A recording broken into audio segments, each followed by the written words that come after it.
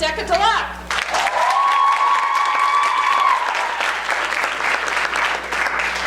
I won't talk long, and I'll let her speak for herself, but you may not know that currently Deqa Dhalac is with the Center for Grieving Children, and she holds 2 master's degrees, one in social work and one in community policy. And she's currently a South Portland City Councilor representing District 5, which she won in a landslide.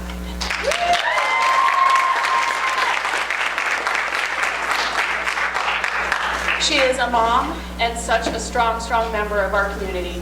We're very grateful to have her here today. Thank you.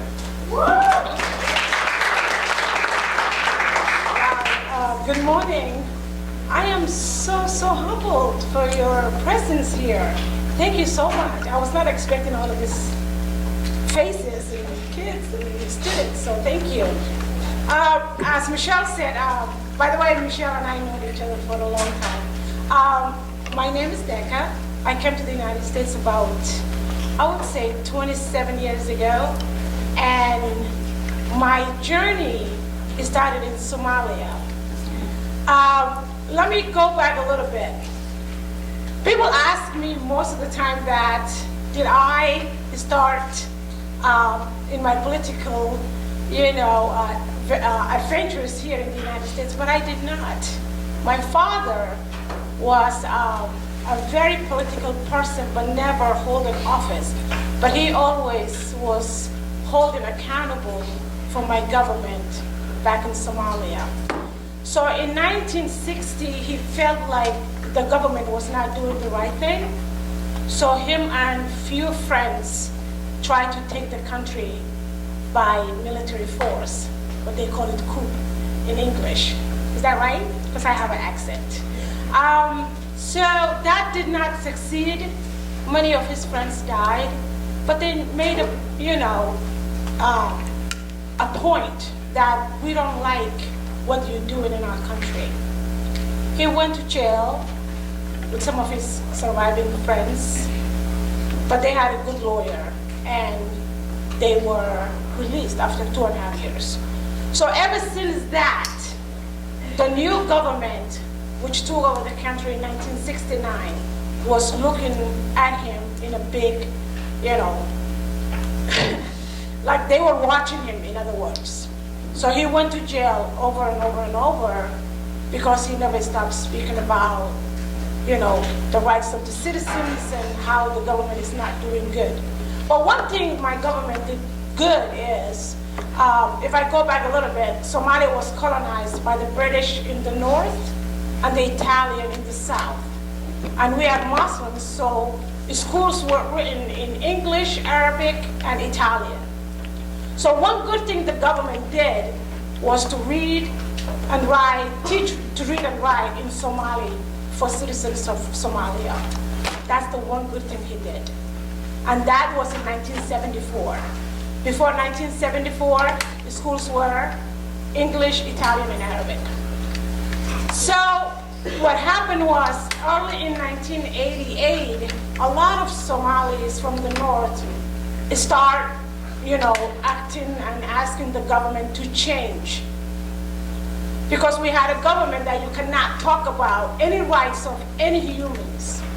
You said something about the government, tomorrow you will be found dead. So what we have here, that we call it freedom of speech, was not such in Somalia. So in 1988, some folks started doing that, and people were found dead here and there. But we knew that there was going to be a civil war in Somalia sooner than later. So my father, who was actually at the time was sick with diabetes, said to my cousins who were very older, make sure when I'm gone that my daughter is not here. Because what's happening in a lot of African countries was women were raped, taken, kidnapped, just to dishonor their families. So he didn't want to see that. He said, make sure my daughter is not in this country where everything goes south. And my cousins and my uncles didn't really take that to heart. So what they did was, when my father passed away in 1989, they made sure that I would get out of the country. But at that time, everything was getting bad. Everything was closed, embassies were trying to take their people out of, the country, and it was hard to get any visas. So everybody was asking, what can we do? There's no way we can get anybody out. So a cousin of mine was working for the Somali Airlines, and he said, there is this line that you can go through Libya and then go to Italy. So you can have a ticket, Tripoli, which is Libya's capital, then Rome in Italy. So that way, when I'm in Italy, I can say, I'm asking for asylum. And as you know, many of you, we have a lot of folks in our state here in Maine who are asylum seekers. Those are the reasons that they are leaving their country, because it's not safe. So when I took that line, and we paid so much money, we did not tell anybody that I'm getting out of the country, because a lot of people might be really doing a lot of bad things to other folks. So it was very secretive when I flew out. So I get to Italy in Rome, and we asked the Italian government for asylum. And the Italian government did not know what asylum was at the time. They couldn't figure what to do with us. We were allowed, I would say maybe 20 of us, 22 maybe, the youngest be 14. And we stayed in that Rome airport for almost 8 weeks. And as you all know, if you travel, it's very expensive to be in the airport. The food is expensive, everything is expensive. We slept on the floors and we ate, but we had a good Somali community there who were sending money to us so that we can eat. For the almost 8-9 weeks they let us go, they said, if you have someone that you know who lives in Rome, we can release you to that person. And they give us some paperwork to go to court and all of that good stuff. So I went with my cousin, distance cousin at the time. Everybody works, as you all know. Everybody works. And I'm new to the country, new to the city, does not know anybody. I did not speak no Italian, and believe me, in Italy, they don't speak English. They like to do that. They don't like to do that. So she left me in the house, and she said she would be back in 2 days. And to my surprise, it was summertime. And in my country, and those of you from Africa, you know that the sun sets down at 6 o'clock in the evening. But in summertime, in the Western world, the sun sets down like 9 o'clock, whatever. So I thought it was the end of the world, because the sun is still out, 7 o'clock, 8 o'clock, 9 o'clock. And I was extremely scared. So I went under the bed and I cried all day. And my cousin, when she saw after 2 days, I said, why didn't you tell me this sun never goes down? And she's like, oh my God, I'm so sorry. It's just weird in Europe, and that's what happens in Europe. But long story short, I traveled from Italy to England to Canada and married my husband, who lives in the United States. And I came to Atlanta, Georgia. And when I came to Atlanta, the funny thing was that I spoke English fluent. But I don't know, those of you who might be in the South or been in the South, they have a totally different English language there. So I did not understand what they talking, because that Southern accent. So my husband had to translate. I have 3 children. My oldest is 26 years old. Actually, he graduated from South Portland High School. And I also have a 19-year-old who goes to USM. And my 18-year-old is a senior. And that is what I have, a little bit of my story. But if you have any questions, I am ready to answer any question you have. Yes? Oh, you know what? I think, do you have the list of questions that you have? I don't know if I break the rules, sorry. Oh, no, that's perfect. Yeah, answer it, and then when people run out, we have the... Yes, sir. What do you think the world's going to happen? I understand selling away. So someone like me who lived all her life in Somalia, which is East Africa, the sun sets certain time and the set goes down certain time. When I did not see that, I thought it was the end of the world for me. And I was so scared. I didn't have my mom with me. I didn't have any relatives with me. I was all alone in a house that I don't know how to get out and get in. So that's what I thought. It was just my 19-year-old mind thinking that way. But in general, I don't know when the world's going to end. Do you have a question, Jer? You can just answer it for me, but I was going to ask you how old you were when you de-antswered asylum. Yeah, I was 19. Yeah, I'm very old.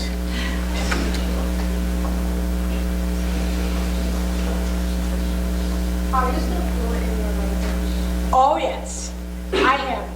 And one of the reasons that you cannot lose your language is I came here as an older person, a teenager who's 19, so I lived all my life in Somalia. So it's hard to lose your language, especially when you live in a communities that is from your country that I am talking to all the time. And also my mom stayed with us and my husband is from Somalia as well. So our circle of friends are from Somalia, so it's hard not to. And some people even make fun of me and saying that your Somali is so classical Somali. How do you speak this? Because that's how I learned. Yes? Was it hard for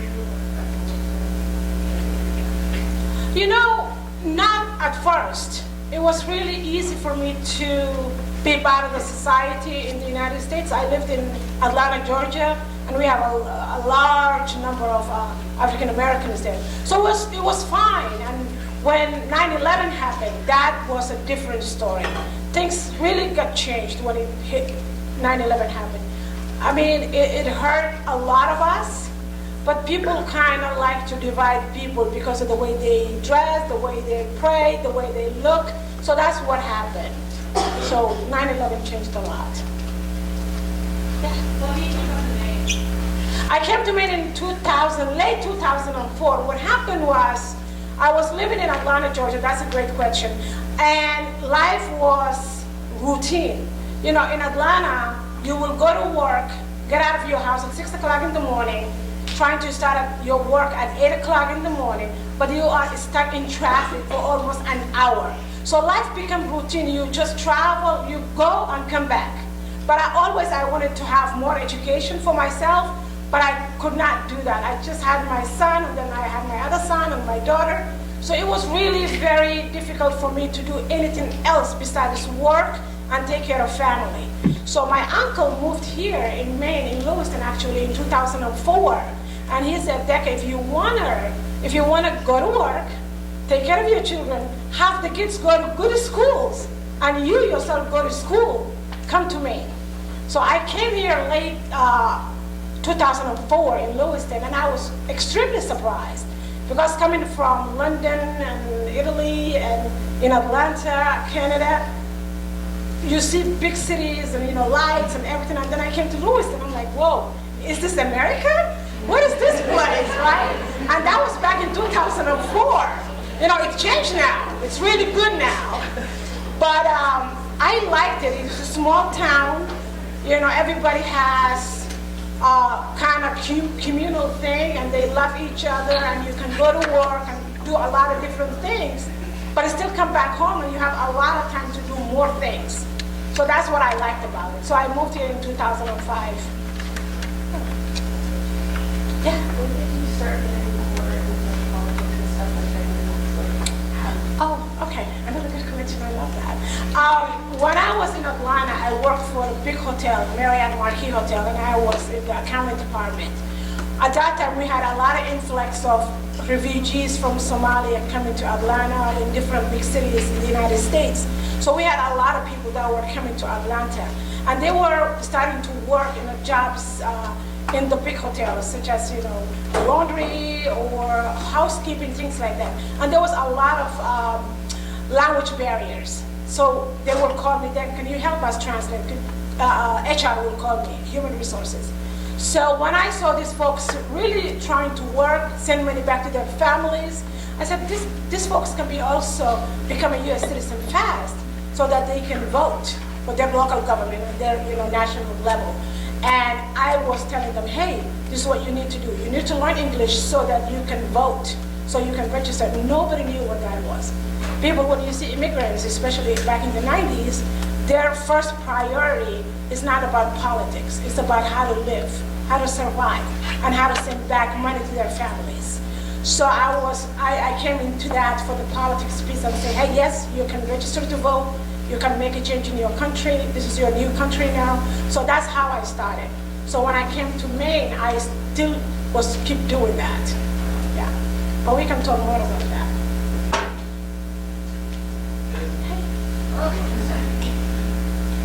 Oh, so what made me come to move to Maine? Again, I wanted to do more of my education. I wanted to have a place that I can move around easily and don't get stuck in. I was looking for a small town, and that's how I come in here. And it allowed me to go to work, to go to school, and also raise my children. And my children go to good schools. Okay.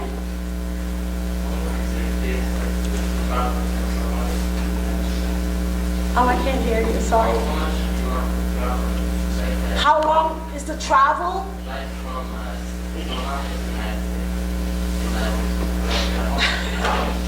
It took me a couple of years, but I mean, if you're traveling, let's say from any African country or any Middle Eastern country and going to Europe, at least it takes 12 hours to travel for one flight. But for me, it was longer than that because I stopped in so many different countries, such as in Italy, I stopped in England, and I also was in Canada, and then here in the United States. So it took me at least 2.5 years to get here. One student question that we had was, what motivates you when things are tough? Either when you were, earlier in life or now later as you were running for office. What's your motivation when things are hard? I think in any human being, we have someone to look up to. So what motivates me is my father's words. Never give up. Just keep on moving. So I always remember that. And also he said that whatever you know, whatever you learn, nobody can take that away from you. Our clothing, our jewelry, those material things can be taken away, but your knowledge, your honor, what you know, you will take that to your grave. So that's what I always remember, my father's words. Those are, and I've been in a tough situations before, so I remember that always. It's a good question. Since coming to America, have you assessed my family? No, I get really very comfortable here. I sometimes think about what would happen if I go back. I went back to Uganda though. My brother, who is also diabetic, got really sick in 1999. And I had to go back and visit him and care for him for almost, I think, 8 weeks. So that's the only time I went back to Africa. But I traveled to other countries, which are safe. Yes. Can you talk about what inspired you to run for city council and then what your experience has been like on the city council? So, like any other woman, I never thought I could run for office. I was watching a couple of the 2020 Democratic presidential runners, Beto O'Rourke, you know who I'm talking about, right? He's really cool. He said he was born to run, but a woman candidate said, I was not born to run because I was growing up in the 70s in mid-America, and nobody thinks that a woman can run, right? So I had that in mind because I have so many layers also, as you can see it. I'm a black, I'm a woman, I'm immigrant, I'm Muslim, so I never thought about running for an office. But I always encourage people to register to vote because that is who makes change in this country, right? So as I was doing that and also knocking doors for my friends who run for offices, I always tell people as I go, vote, do this, do that, right? So a good friend of mine said that you should run for an office 2 or 3 years ago. And I said, me? Oh, come on, no. There's no way I'm gonna run for office. Are you crazy?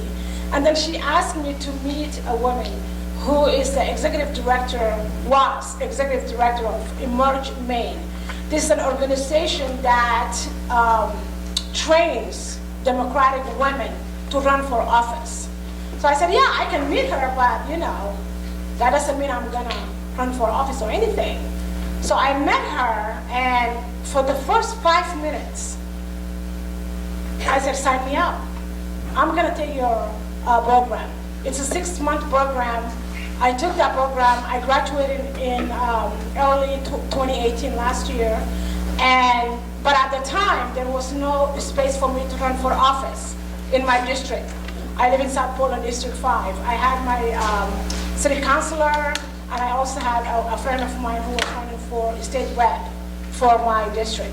So I said, okay, I don't have a space to run, but I can help anybody, any woman who's running for office. So I knocked doors with a couple of my emerged sisters, helped them do a lot of different things for them.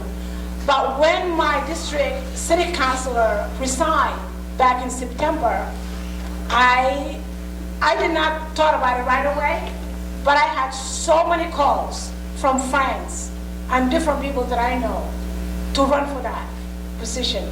And at that time, I knew that I can do it. And I said, okay, let me put my name on this damn hat. Oh, sorry.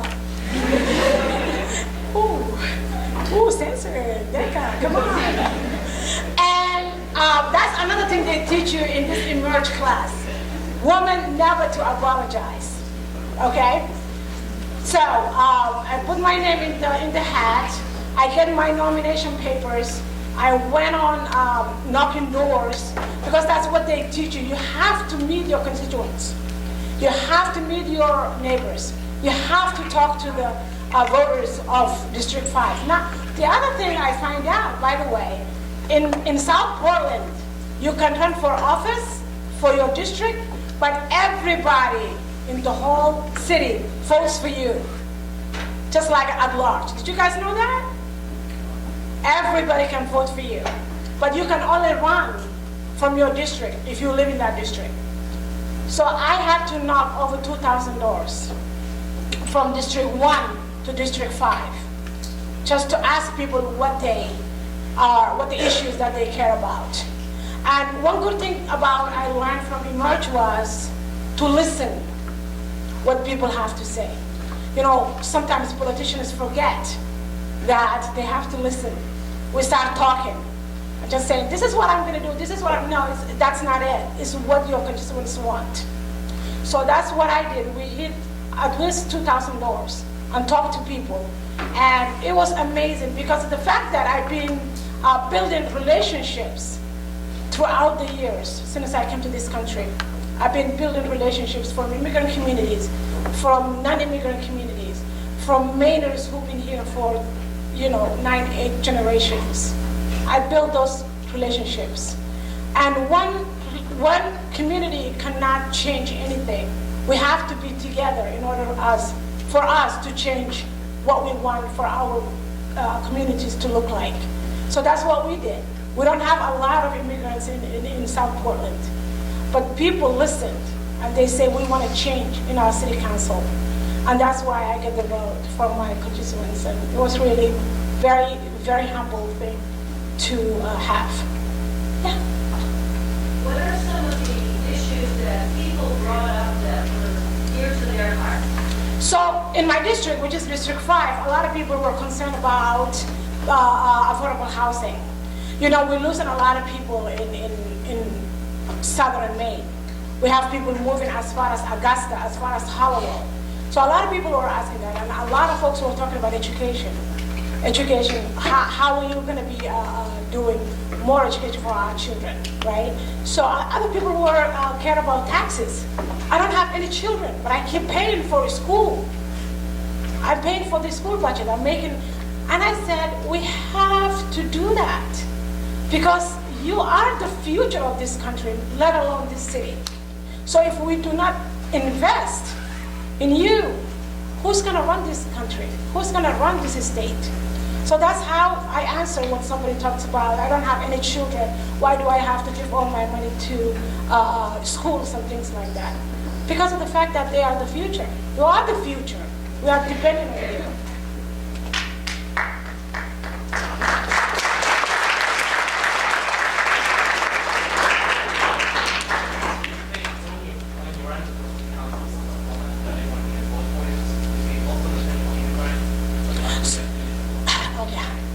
That's a very good question. So in Portland, what they're trying to do is to have immigrants who are not citizens yet to vote for local offices, such as a school board and also city council.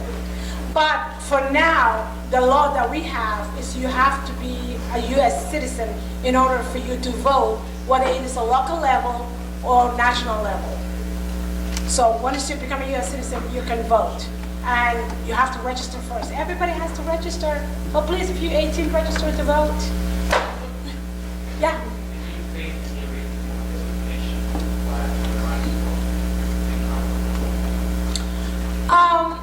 I did experience some harsh words, but they were not money. The good, the welcoming, the compassion, the yays were more. So not a lot, to be honest, not a lot. Very, very, very few. And I'm so proud of South Portland for that. Very, very proud.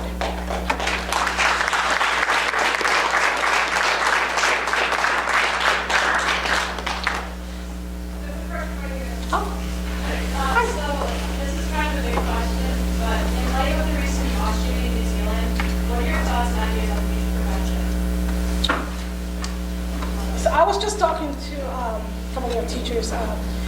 I am extremely tired today because of the fact that we had a big week in the Muslim community. If you heard the accident in Westbrook, the cab driver and his two passengers, the cab driver was from Somalia. So we had to do that funeral with that. And the boy who died on Saturday with the shooting was from Somalia as well, whom family I know very well. And also we have the New Zealand that you just asked about. And it is a tragedy. It's really a very difficult thing to swallow for somebody being killed just because they pray differently. You know, I lived in this country, I never harm anybody. I'm not planning on. It's in the Islam, in the Quran, it says, even your neighbor, if they don't have the same religion like you, it's your responsibility to knock their door and find out if they're doing okay. It's in the Quran. Doesn't matter who they are.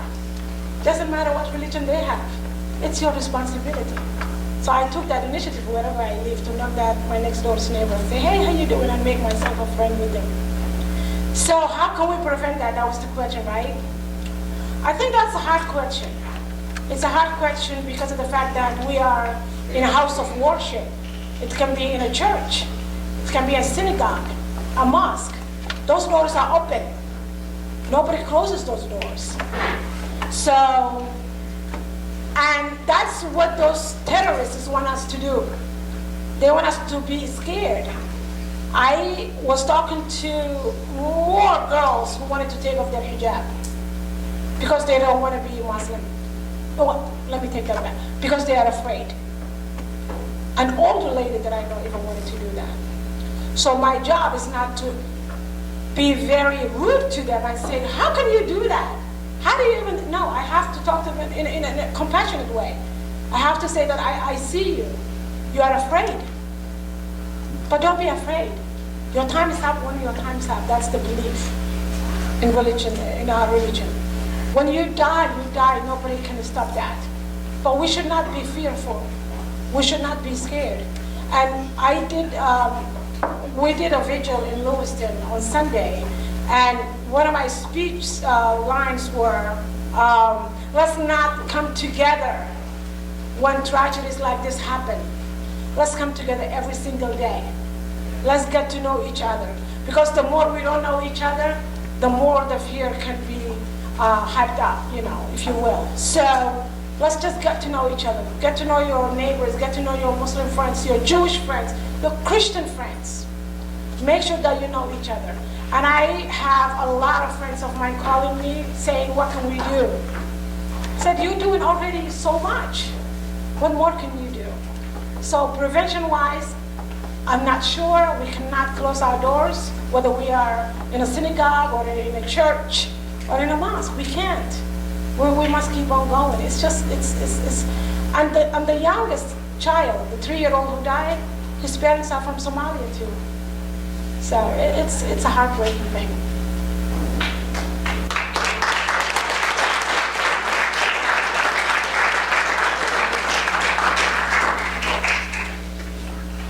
Just one more question, I'm sorry, but, Oh, don't be. No sorries. so raising your kids in a small household, is there, I assume you said, do you raise them differently, in prevention for, like, people who are racist, people who can be like possibly threatening things? Like, would you say that Black people raise their children differently because of the life that we live in? So I have two boys, two black boys, so it's difficult for a parent to have two black boys. And I have to talk to them each and every day. Each and every day. And my black daughter, she is, maybe some of you know her, her name is Saharla Farah. She is a very, Saharla Farah. She is a very, she is a tough girl, and she really talks about social justice and Black Lives Matter, and I just tell her, please don't be like that. Be like that, but tone it down a little, because I'm afraid. She's like, no, that's what is making this, whole society telling us to tone it down. I'm like, I don't mean it like that. I'm a parent. I don't want you to get hurt and, be singled out. And I raised them as any American kid. Sometimes as an immigrant parents, we made mistakes to think that we are raising immigrant kids. We are not raising immigrant kids. We are raising first generation Americans. And they want to be part of their American friends. They want to do what everybody in American teenager is doing. But my job is to remind them of their religion. My job is to remind them of being kind to others. And do not forget, when somebody has a different opinion, a different point of views, just talk to them. If you want to debate. But don't be angry. I don't want you to be singled out. But going back to my black boys, it's a totally different thing. I tell them not to argue if you stop by a police. Have your driver's license and registration at hand. Just do whatever the officer says. So that is one of the things that really makes me fearful, more so than my black daughter. And by the way, she doesn't wear the hijab. She did, Nafisa knows, she did up to, I think, 7th or 8th grade, and then she took it off. And I'm okay with that. I don't have anything against that, because that is her choice. That's her choice. So if I say, no, you have to put it on, blah, blah, blah, blah, blah, she will do it in front of me, and then she will take it off behind me. So why do that?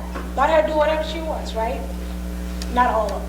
Y'all cannot do whatever you want. But, the good things that you can do is to be a good person. That's what I tell them as raising them, yeah. To be a better person. Are there any customs that you miss from Somalia, and are there any American customs that you were surprised by? I miss everything in Somalia, by the way. We might bring a lot of the customs that we had and the cultures that we have here, but it's not the same. For example, if there is a wedding, that wedding goes on for 7 days at least. Celebration. Here, we can't have that. You gotta go to work and pay the bills, right? So it's 2 days and that's that. I miss the fact that everybody was off on Fridays because people have to go to prayers and greetings and cookings and so many customs that we had that I miss. I miss here in the Adhan. Adhan is the call for prayer 5 times a day. We don't have that. And one of the things, I've been here for so long, so nothing surprises me anymore. But some of my clients, when I used to work for the city of Portland, one of my clients came one day and she was late about 10 minutes for her appointment with me. And I said, you are late 10 minutes, what's going on? She's like, you cannot believe what I saw. I said, what did you see?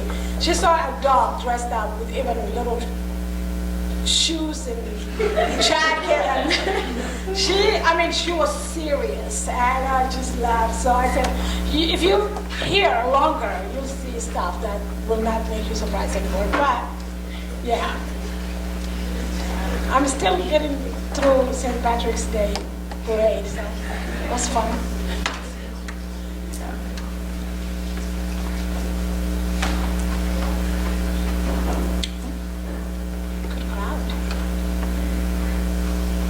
One other student question we had was, what are your plans for the future? Oh gosh.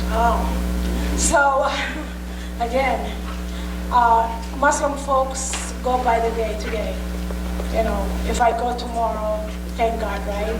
But one of my things that I want to do is if I can have at least few girls to run for office and train them how to do that, or have that experience for them to do that. I think that's one of the things, the future that I would like to see. More women running for office, especially for women of color.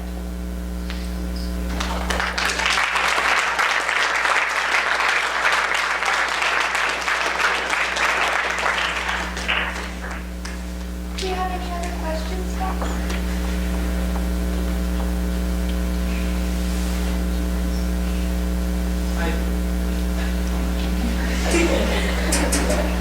When coming to this country, do you have any dream?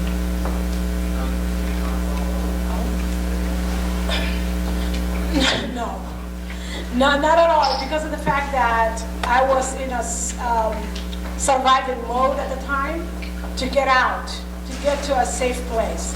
And that is everybody who is coming from an immigrant country or war-torn country, or a country that doesn't have any economic opportunities. That is what they're thinking of. Survival, survival, survival. Then you come here and stay for a while and understand the way the system works, and understand that you can make differences in your community. Then you will say, how can I make a difference in my community? So that is what happened to me, and being part of political. And also I go to Augusta a lot because there are a lot of bills. You guys know the bills that are can be in the law that they do up in Augusta. Sometimes they have bills that are against the immigrant communities, some things that are not good for the immigrant communities, and also when it comes to healthcare. So I go there a lot. And my daughter goes also a lot up in Augusta for climate change justices. So that is another thing that we do a lot. So if you guys, since you're the future of this country, if you see bills that are really harmful to you, to your friends, to your city, I wish you can go and testify in front of legislators, because they work for you. Don't forget that. City councilors, the school board, legislators, senators, all the way to the president, they work for you. So you go, and if you see anything that is against your beliefs, say something. Speak up.